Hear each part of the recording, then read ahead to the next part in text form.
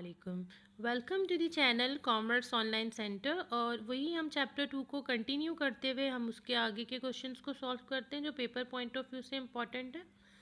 सबसे पहले देखिए, आपके पास एक यूनिट गिवन है, यहाँ पे एक क्वेश्चन गिवन है जो हमने आप लास्ट टाइम प्रोपोर्शन से रिलेटेड सॉल्व किया था, डायरेक्ट प्रोपोर्शन और इनडायरेक्ट प्रोपोर्शन।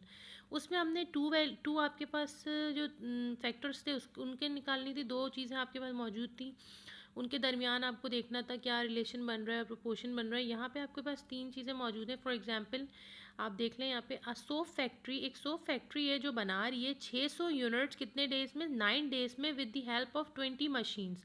20 मशीन्स की मदद से एक फैक्ट्री के अंदर आपके पास 600 यूनिट्स जो हैं वो 9 डेज में तैयार हो रहे हैं। How many units can be made in 12 days with the help of 18 machines.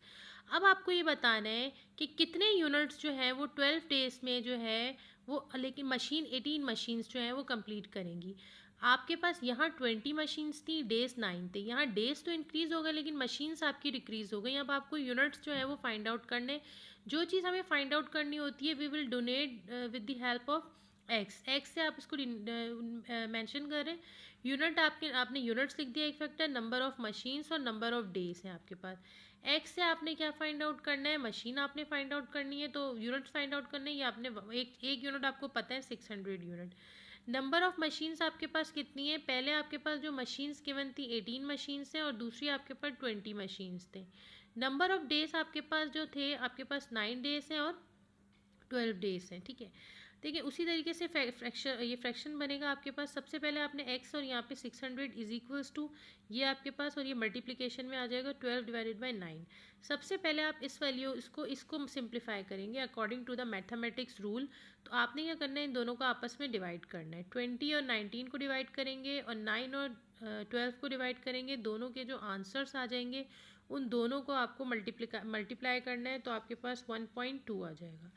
Then आपको क्या करना है, जब आपके पास ये वैल्यू आ गई तो आपको पता है क्रॉस मल्टीप्लिकेशन, यहाँ कुछ नहीं है तो डिवाइडेड बाय 1 हम एज्यूम करेंगे और इसको हम क्रॉस मल्टीप्लाई करेंगे। क्रॉस मल्टीप्लिकेशन करने के बाद आपके पास जो है वो क्या आ जाएगा, आपके पास यहाँ आपके पास x आ जाएगा, यहाँ 1.2 आ जाएगा, मल्टीप्लाई बाय 6 आ जाएगा। उसके बाद क्या करना है, आपको 1.6 को मल्टीप्लाई करना है 600 से। You have the answer 720 units. ये आपके पास 720 यूनिट्स होगा। ये तो आप अभी हमने सॉल्व किया था, इन्वर्स मेथड था। एक चीज़ आपके पास बढ़ रही हो दूसरी भी बढ़ रही हो, it's called the direct proportion. एक चीज़ बढ़ रही हो जिसकी वजह से दूसरी चीज़ कम हो रही है, it's called the inverse relation. इसको भी देख लेते हैं इससे ताकि दोबारा रिवीजन हो जाए। 15 man completed a work in 20 days. 15 man है जो कि वर्क अपना कंप्लीट कर रहे हैं 20 डेज में। How long will it take to complete the work by 10 mans. आपको ये बताना है कि कितना टाइम 10 लोग लेंगे। पहले कितने लोग थे, 15 लोग हैं, अब लोग कम हो गए। लोग कम हो गए तो डेज क्या होंगे, बढ़ेंगे या ज़्यादा होंगे। जाहिर सी बात है, जब 15 लोग थे तो 20 दिन में काम कर रहे थे और मज़ीद आपने मैन कम कर दिए तो डेज बढ़ेंगे। जाहिर है काम ज़्यादा हो गए, कम लोग जो है वो ज़्यादा काम कर रहे हैं तो डेज बढ़ जाएंगे। तो it's called the inverse relation. एक चीज़ कम होने की वजह से दूसरी चीज़ बढ़ रही है। ऐसा नहीं है कि 10 लोग अगर आ रहे हैं तो 10 डेज भी बढ़ जाएंगे, डेज आपके जो है वो क्या हो जाएंगे, वो भी कम हो जाएंगे, नहीं होंगे बल्कि डेज बढ़ेंगे।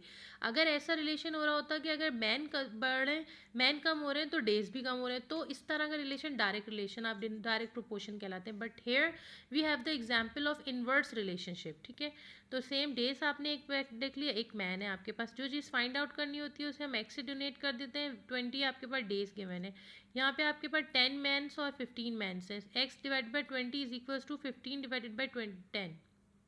यहाँ आपने वैल्यूज़ लिख ली। ठीक है, अब आपने क्या करना है, अब आपने इनको क्रॉस मल्टीप्लिकेशन करनी है। ठीक है, क्या होगा, x यहाँ आ जाएगा इज इक्वल्स टू, ये चीज़ वैल्यू यहीं रह गई और इसको आपने यहाँ पे आके मल्टीप्लाई कर लिया, is equals to x is equals to 30। It's called the inverse proportion. तो इस तरह से ये कंप्लीट होते हैं ये क्वेश्चंस जो आ रहे होते हैं। 3 वाले हमें ज़्यादा फोकस करना था क्योंकि 5 ईयर में 3 वैल्यूज़ भी दी हुई हैं और किस तरह उसको फाइंड आउट करना है। इंशाल्लाह 5 ईयर की प्रैक्टिस भी इंशाल्लाह स्टार्ट करेंगे। थैंक यू वेरी मच, अल्लाह हाफिज़।